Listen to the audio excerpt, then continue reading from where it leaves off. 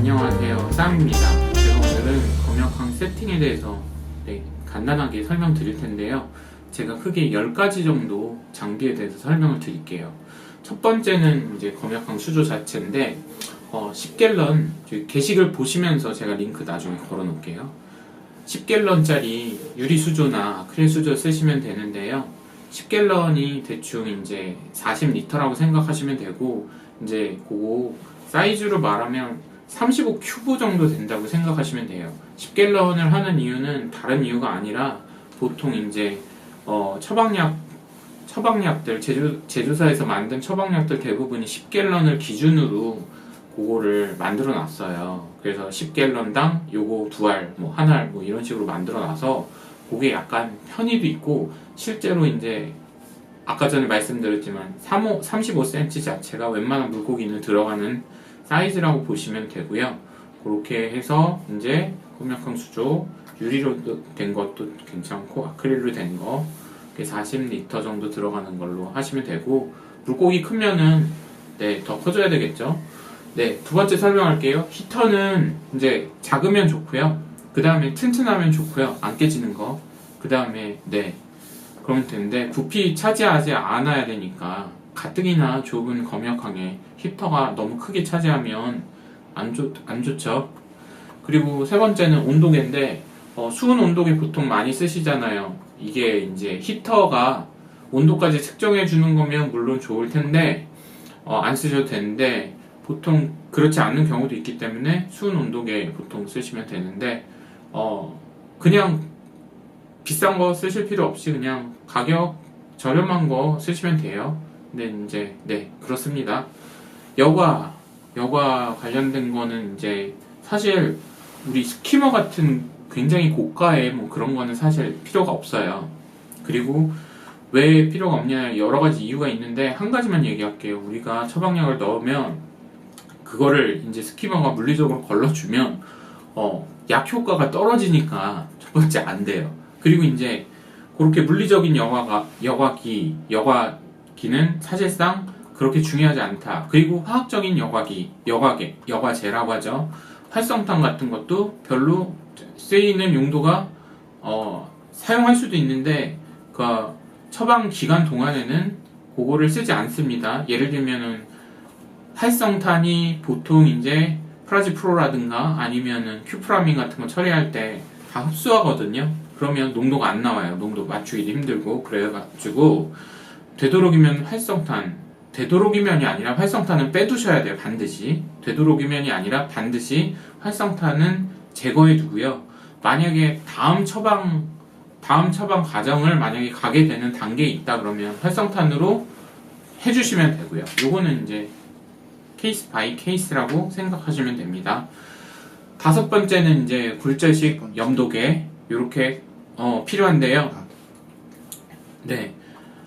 염도계 비중계.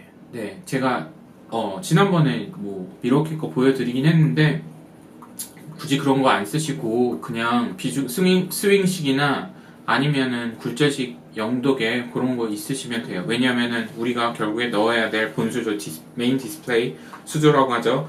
거기랑 지금 우리가 검역항 비중과 염도가 일치해야 되기 때문에 그렇습니다. 여섯 번째는 이제 측정시약. 측정시약 필요합니다. 2가지 정도 이제 필요한데요. 저희가 이제 그러니까 독성이 있는 암모니아 수치와 이제 구리 수치, 황동 처리나 큐프라민 처리 많이 하니까 백전병에 그런 거 처리를 하는데요. 사실 이제 암모니아 같은 게 가끔 뜨는 경우가 있어요. 예를 들면 우리가 약을 다루기도 하고 검역항 물량이 워낙 작다 보니까 생물학적 여과력이 좀 안정적으로 유지되는 경우가 사실상 드물다고 보시면 되는데요. 그런 경우에 이제 암모니아 수치가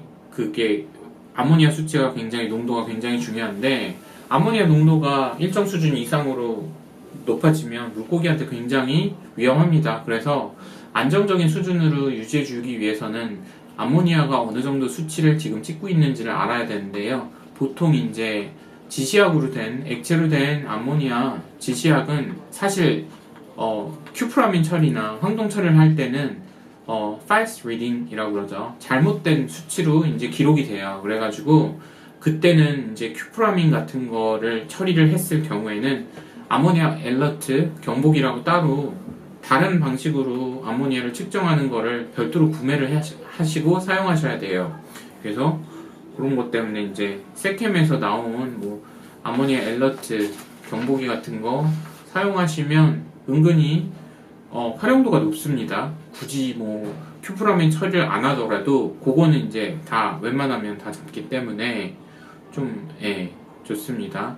근데 이제 바로 반응을 하는 건 아니고요. 지시약처럼 바로 반응을 하는 건 아닌데 텀이 좀 필요한데, 근데 이게 구간이 굉장히 넓기 때문에 그 변화된 거를 우리가 계속해서 볼 수 있어서 좋습니다.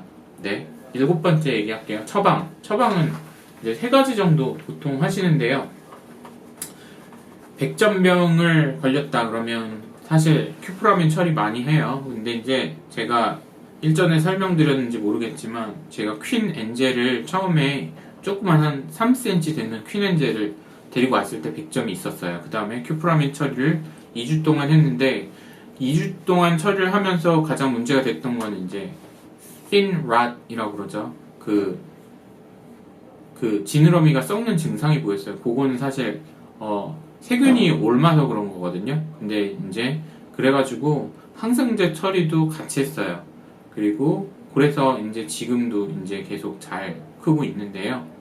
그런 것처럼 여러 가지 처방이 가능해요. 제가 했던 건 이제 구리 처리, 큐프라민 처리랑 항생제 처리했던 거죠. 그런 것처럼 하는데 여러분 저기 검역항 보시면 검역항에서 키우는 들여온 물고기가 한 가지 질병만 걸려 있는 거는 사실 아니에요. 그거는 굉장히 일반적이기도 하지만 일반적이지 않다라고 생각하시면 돼요. 그때 이제 유통 과정에서 어떤 질병이 묻어오고 어떤 질병이 전염이 됐느냐에 따라서 달라지는 것이기 때문에 딱 잘라서 이 병만 걸렸다 혹은 병이 없다라고 말할 수는 없는 거고, 그렇기 때문에 일반적으로 큐프라민 처리, 그 다음 항생제 처리 많이 하고요. 그 다음에 이제 내부 기생충 같은 거 있는 경우에 머리를 턴다거나 조금 계속 살이 빠진다거나 그럴 때는 프라지프로까지 처리하는 경우가 있습니다. 그리고 요 3가지는 사실 같이 써도 사실 무방하다고 많이 리퍼드릴게요. 원칙적으로 각 제조사마다 한 가지씩만 쓰라고 별도로 하라고 그러는데 사실 요 3가지 동시에 써도 된다고 하기는 해요. 저는 2가지 정도는 같이 써본 적은 있고요. 같이 쓰기도 합니다. 그리고 8번째는 은신을 위한 데코라고 그랬는데 PVC 재질, 그러니까 그 재질로 제작된 어떤 은신의 역할을 할 수 있는 거를 하면 되는데요. 여기서 말하는 건 이제 데드락이나 라이브락 같은 거 쓰시면 안 됩니다. 요거는 이제 CaCO3 칼사이트 경우에는 큐프라민을 흡수해서 농도가 맞추기가 굉장히 까다로워져요. 큐프라민 처리를 할 때. 그러니까 아예 쓰지를 않는 거예요. 결코 쓰지를 않는 거예요. 그래서 네, 그렇습니다. 9번 조명은 사실 이게 뭐 산호 키울 것도 아니고 그런데 사실 간접 조명도 괜찮은데요.